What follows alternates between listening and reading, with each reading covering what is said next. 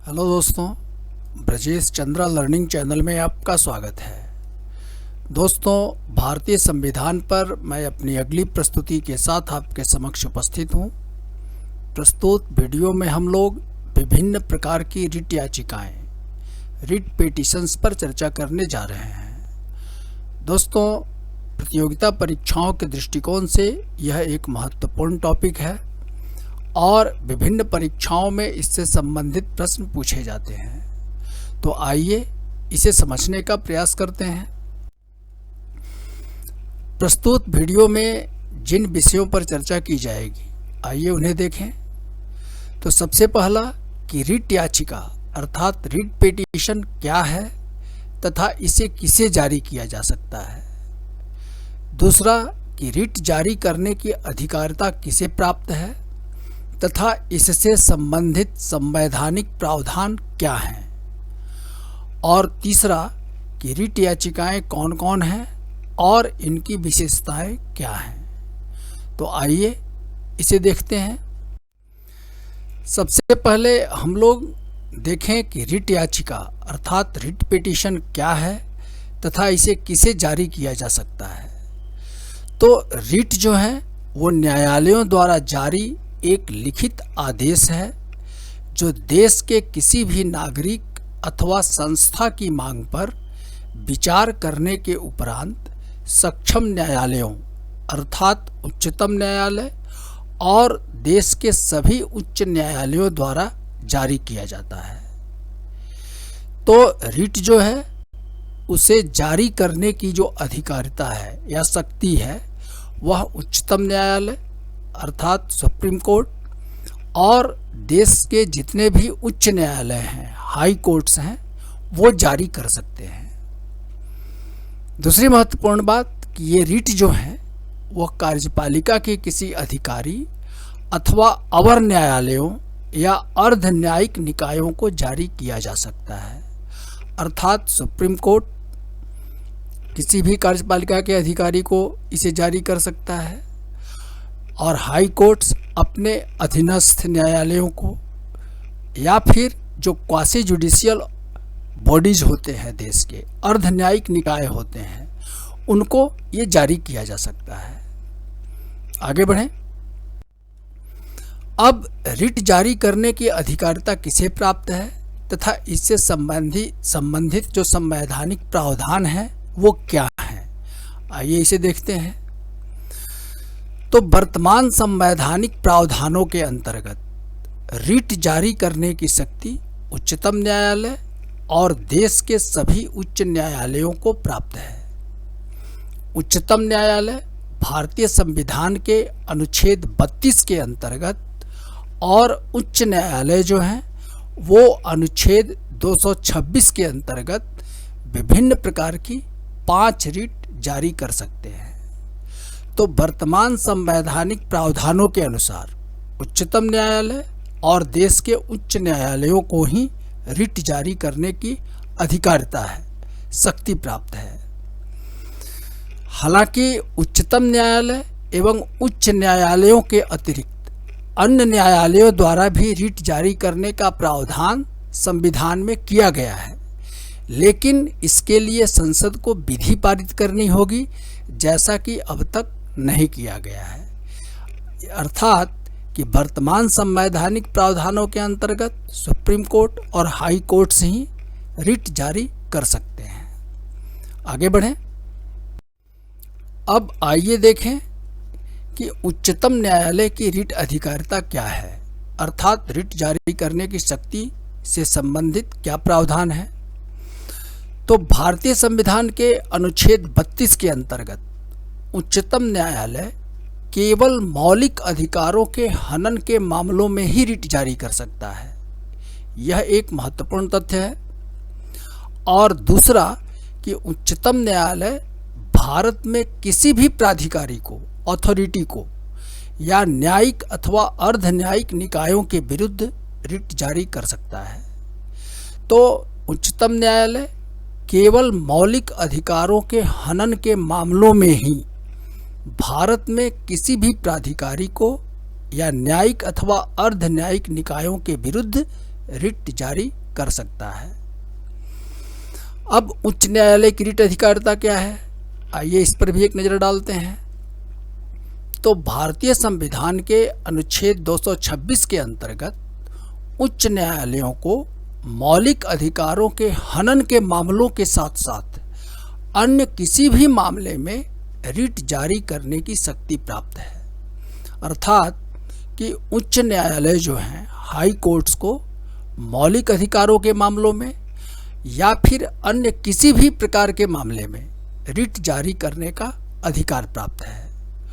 और दूसरा कि उच्च न्यायालय अपने अधिकार क्षेत्र के अंतर्गत आने वाले प्राधिकारियों या न्यायिक अथवा अर्ध न्यायिक निकायों के विरुद्ध ही रिट जारी कर सकता है।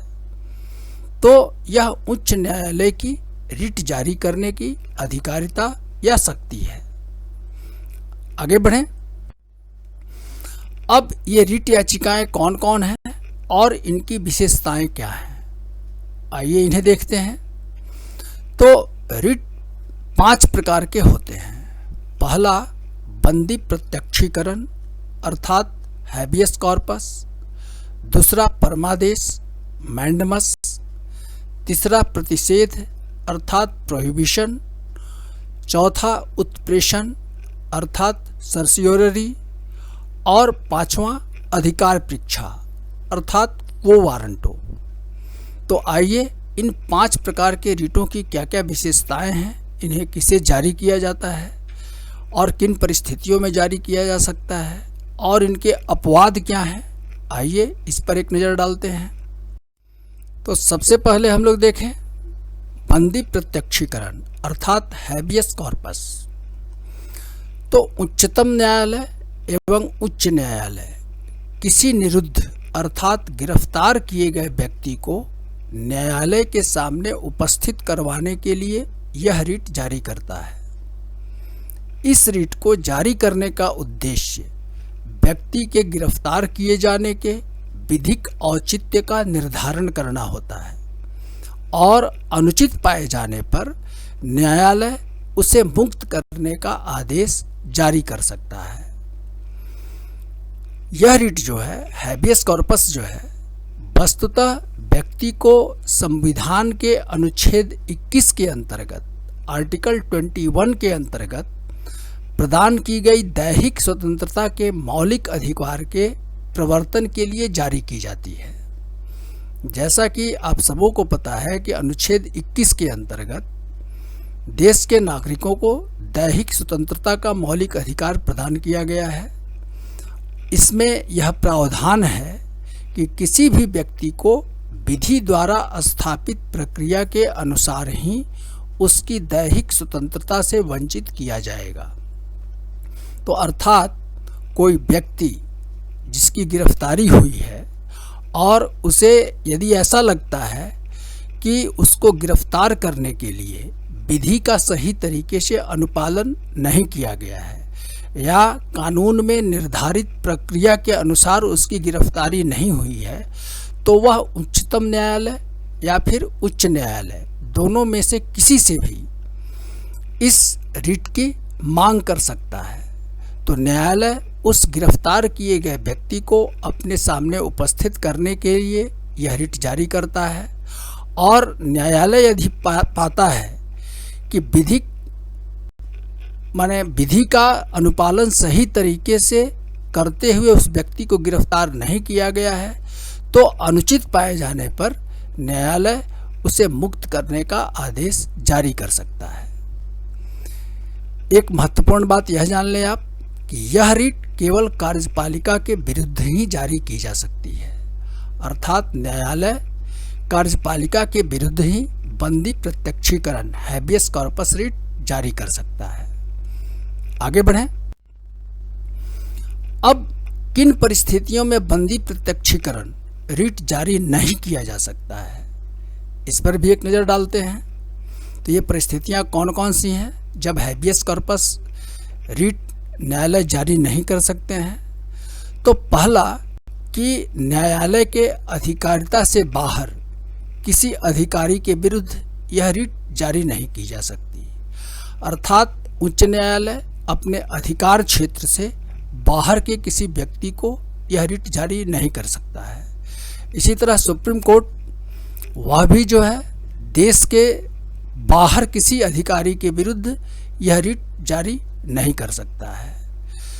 दूसरा कि न्यायालय द्वारा कारावासित व्यक्ति को मुक्त करवाने के लिए यह रिट जारी नहीं किया जा सकता, अर्थात जिस व्यक्ति की गिरफ्तारी न्यायालय के आदेश से, न्यायालय ने अगर उसे कारावास की सज़ा दे दी है तो उस कारावासित व्यक्ति के लिए यह रिट जारी नहीं किया जा सकता है। और तीसरा कि किसी न्यायालय अथवा संसद द्वारा अवमानना की कार्यवाही में अगर किसी व्यक्ति को गिरफ्तार किया गया है तो उसमें यह रिट जारी करके, बंदी प्रत्यक्षीकरण रिट जारी करके उसमें हस्तक्षेप, उस गिरफ्तारी में हस्तक्षेप नहीं किया जा सकता है। तो ये 3 परिस्थितियां हैं जिनमें बंदी प्रत्यक्षीकरण रिट को जारी नहीं किया जा सकता है। आगे बढ़ें। अब जो दूसरा रिट है वह है परमादेश अर्थात मैंडमस। आइए इसकी विशेषताओं को देखें। तो यह रिट जारी करने का उद्देश्य यह है कि जिस लोक कर्तव्य को करने अथवा विधिक कार्य करने की जवाबदेही उस अधिकारी अथवा न्यायालय को दी गई है वह इसे करे।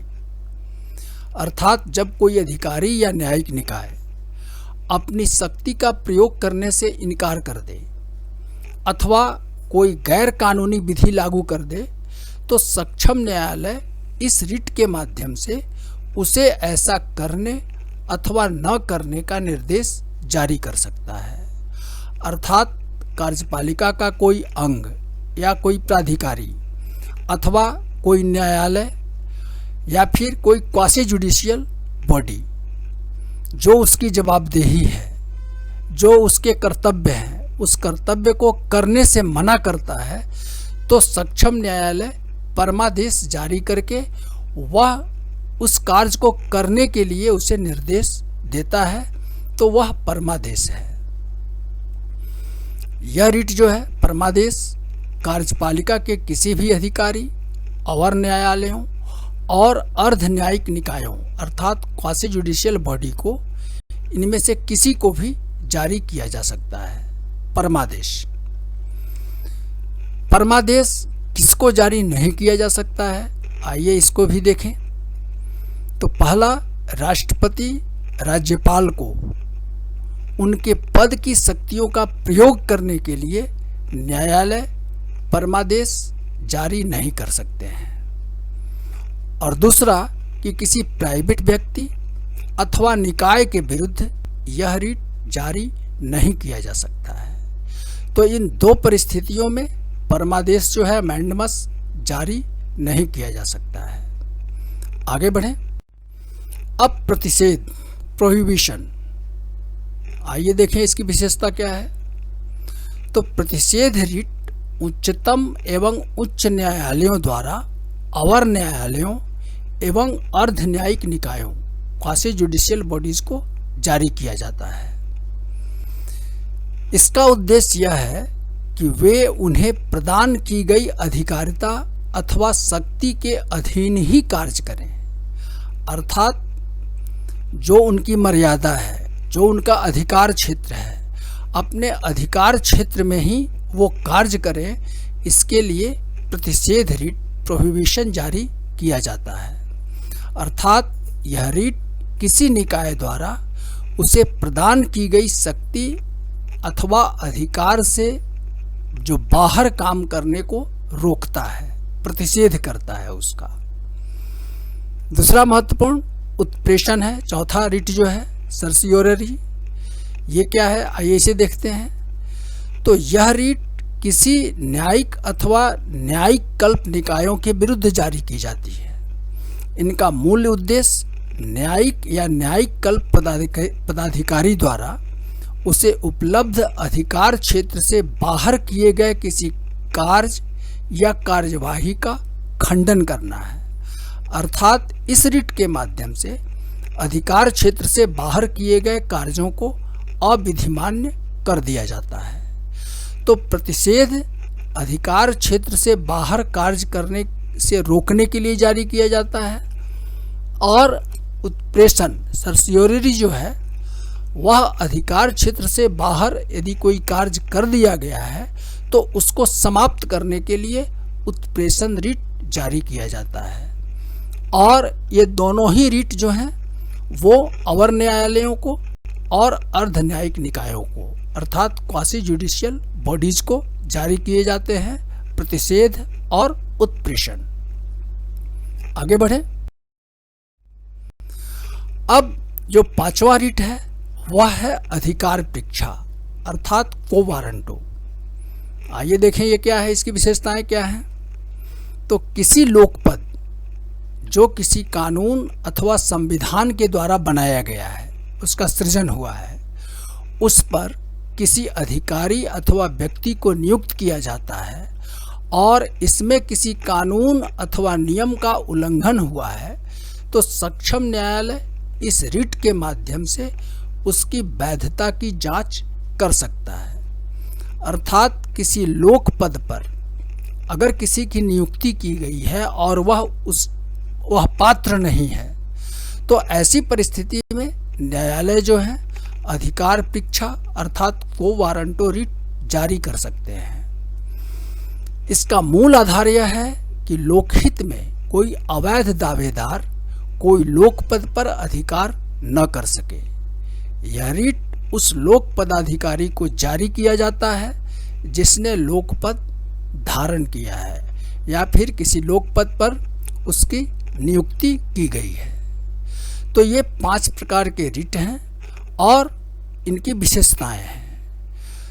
मुझे उम्मीद है कि इस अध्ययन सामग्री का उपयोग करने के बाद आप इससे संबंधित जो प्रश्न परीक्षाओं में पूछे जाते हैं उसका आसानी से उत्तर दे पाएंगे।